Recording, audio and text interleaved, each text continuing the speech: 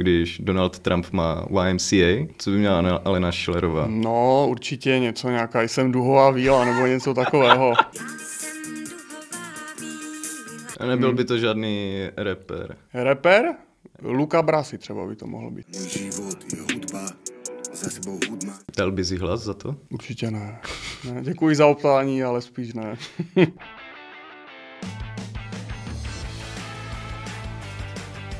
Na ministra Stanjuru v Kopřivnici někdo hodil síťovku z vejci. No, tak tam ti vlastně moc jiného nezbývá, než to v klidu přijmout a nebrat si to osobně ideálně, že? Třeba tě to taky čeká.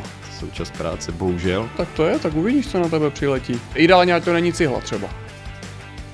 Mně jako přijde bizarní jenom představa spojení sociální demokracie s komunisty. Ale, jak říkám, hrobaři, bohužel, to jednou všechno končí a paní Maláčová to urychlila rapidně.